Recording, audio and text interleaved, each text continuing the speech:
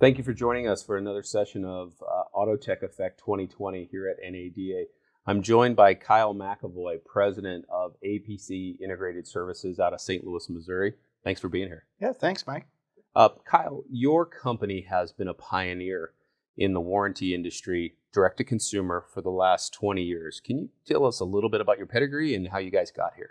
Yeah, so initially when we started, the model was pretty simple. You would buy basically leads, okay, from list companies, and you would market service contracts directly to consumers. But what we realized was that there was probably a more data and a way to actually make the marketing much more sophisticated by partnering with companies that actually had relationships with consumers and actually had more data elements on those consumers. Mm-hmm. And by aggregating that data, we could come up with better ways to market people. So your approach is to be able to take consumer opportunities, and those are originating from the automotive industry specific, or are they coming from elsewhere? Basically the automotive industry. So for the most part, new car franchise dealers, and in some cases we do some of the business with different OEM brands. Okay. As a way of reaching to consumers. So you've been at this now for the last 20 years. Data science, data aggregation has been such a prolific industry in terms of technology. What have you seen over the last 15 years, or what tools are you using to be more intelligent in how you use your data? Right. So, in the beginning, it was pretty simple. You took a list and you just marketed it, and you would try to learn some things from it and do some rudimentary filtering to filter out buckets of data that maybe didn't perform as well as other buckets. Sure. But the reality is now, we utilize technology to build algorithms and scoring models on consumer behaviors. And we feed real time in results of what we're seeing in our call center. So sure. As we market people and we get feedback, we're immediately filtering that back into the algorithms that we use to actually tag consumers. And the tagging can be anywhere from a propensity to buy, right? Mm-hmm. So there's certain attributes that we'll learn in our feedback that we get after our marketing campaigns that tell us that there's certain attributes or characteristics of propensity to buy. And then in some cases, it might be the vehicle that is a propensity versus the consumer themselves. So when we're marketing, we're actually marketing the consumer, but we're also marketing the vehicle. And there's different elements within each of those buckets that can drive result. So now we've built it to be much more sophisticated in that we take real-time results, we have real-time scoring, and those models then get used to determine when's the right time to market somebody. Sure. Who is the right person to market, or what type of vehicle is the right vehicle to market, or a combination of those two together. It's the right consumer with the right vehicle at the right time. Mm-hmm. Does that make sense? So the advent of, not only a changing demographic in the country today, are you seeing a shift in the response to people, especially with the millennial generation? Are they responding to a different type of marketing strategy or a data strategy that you've seen in the past?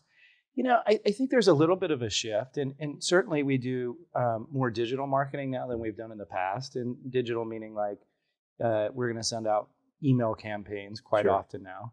But what we see is that there's still a lot of propensity of people to take a written communication in the mail, open it, read it, and respond to that. So sure. Whereas you might think that, in the past that, direct mail is something that's becoming outdated.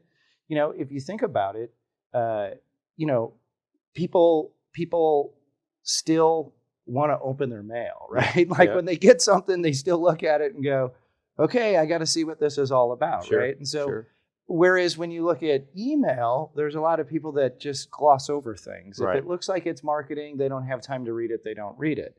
So I think that there's been a little bit of a change, and what we see is that, you're either one or the other, mm-hmm. right? So you either will respond to mail or you don't, or you will respond to email or you don't. So we're hitting them in both, right? And so that way we're capturing the entire marketplace, right? So sometimes we know that in tracking our results that this person just does not respond to mail, but they do respond to email. So we shift our marketing strategy to those customers to be more digitally based. So the attributes that you use to determine what medium what type of marketing message. Is that now becoming more and more prolific, given that you've got a lot of years of experience of managing and monitoring it? Are you drilling down to finite attributes like zip code and make, model, color of vehicle, things like that? Yes. Oh, absolutely. wow. Okay. Yeah. So, and even whatever, every database that we get different pieces of information. So, with a new car franchise like service records, you get, RO, you might get whether it was warranty paid by factory warranty or not. Yep. You'll get, the ticket size. So you can use all of those data elements to determine what does that translate into the propensity to buy. Is it somebody who services regularly, maybe a higher propensity to buy due to brand loyalty? Sure. Or you might look at something and see a correlation that, somebody who's already paid for a major mechanical repair, like out of pocket a couple $1,000s, is going to have a higher propensity to buy. So we take a look at all those different attributes and we use whatever piece of data that we have and we just start tracking it. So as soon as we start marketing, all the inception to date results continue to get tracked to determine and refine the models that we use. So the results are deterministic. It helps you spend the right appropriate marketing dollars in the right place. Right. Yeah. Because you can spend money on marketing and not make money on it. So I think our audience here can attribute that.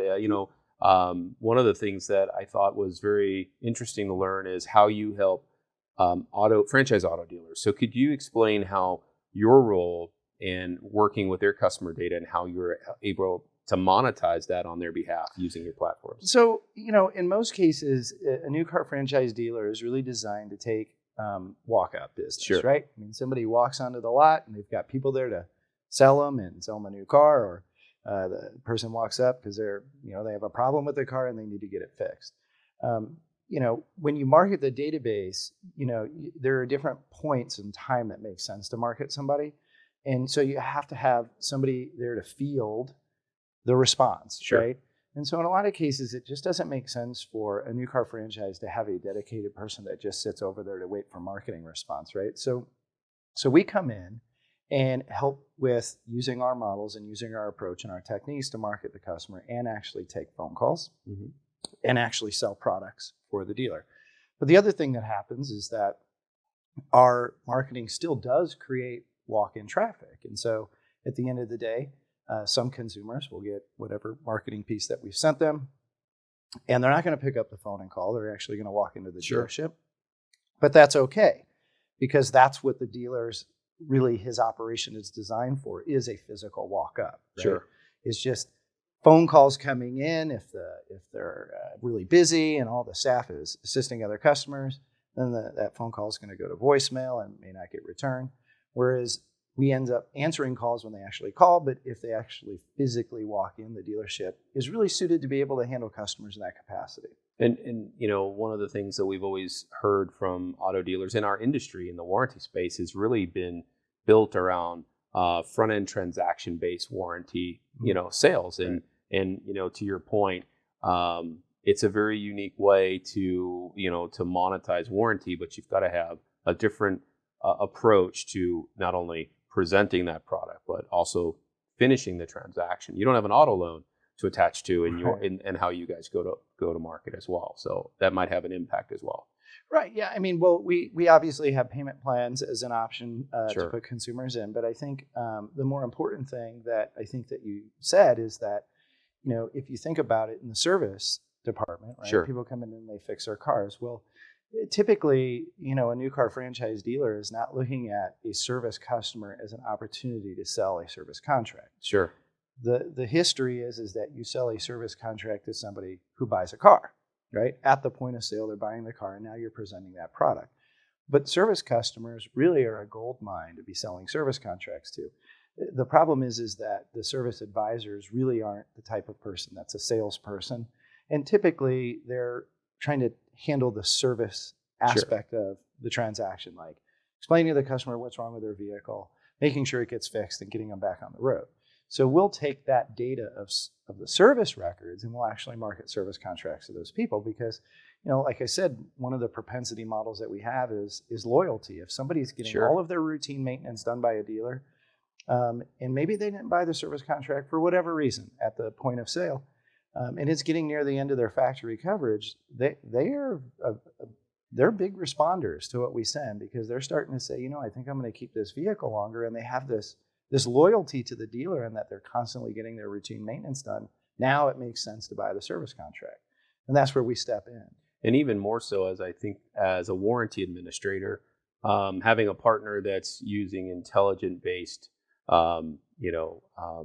solutions to market the right product at the right life cycle time. As I think, we always hear about the 7100 exclusionary product, but that might not be right for the customer that's got 110,000 miles on their car. Absolutely not. Right. Exactly. From an underwriting perspective. So those things go into the right product at the right time for the right vehicle. Right. Like.